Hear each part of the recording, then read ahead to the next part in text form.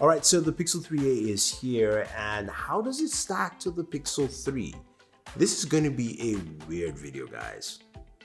Let's jump in.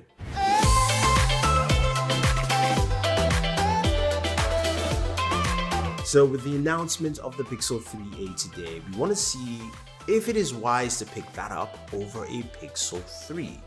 Now, the Pixel 3 retails for $600, $599, and the Pixel 3a retails for $399, so $400. It's a $200 price difference. And what do you get that separates both devices?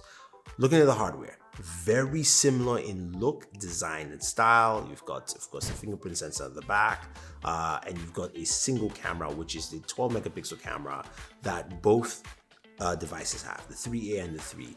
Google says they are both the same camera, so you're getting the same image quality from both cameras. Now, underneath the hood, this is where you notice the first key difference. The Pixel 3 has a Snapdragon 845 processor, and the Pixel 3a is using the Snapdragon 670 processor.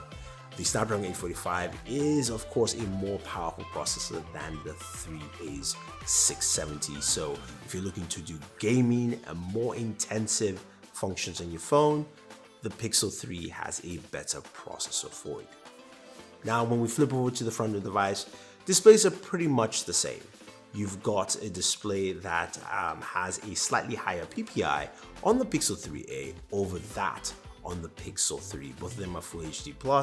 Resolutions are roughly close to the same, but the higher PPI rests on the Pixel 3a. Now, the Pixel 3a's front-facing camera is a single camera, 8 megapixels.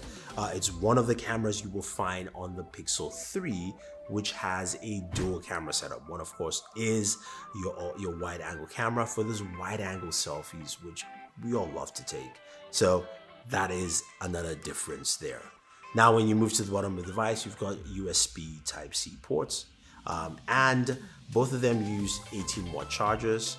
Now, the Pixel 3 has wireless charging, Pixel 3a does not, but again, that's that $200 difference. When it comes to batteries that are being charged by any of these charging methods, the Pixel 3a has a bigger battery at 3,000 milliamps compared to the 2915 milliamp battery, so 2,950 milliamp battery on the Pixel 3. Again, the 3a has a bigger battery, which again is quite interesting. So you should get slightly better battery performance because you're getting a processor that is not tasking like the 670, and you're also using 4 gigs of RAM, which both of them use at the same time. I mean, in terms of functions on both devices.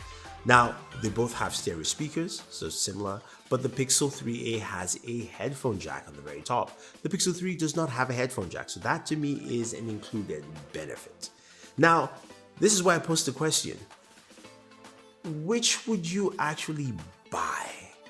It's a $200 difference.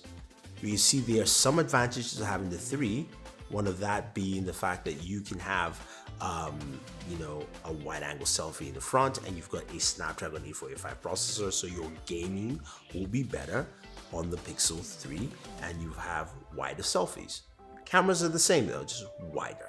Now, the Pixel 3a gives you the benefit of longer battery life because it's using the 670 processor, and it has a 3,000 milliamp battery. Plus, the Pixel 3a has a headphone jack. Yeah, I'm trying to figure out why I should get either.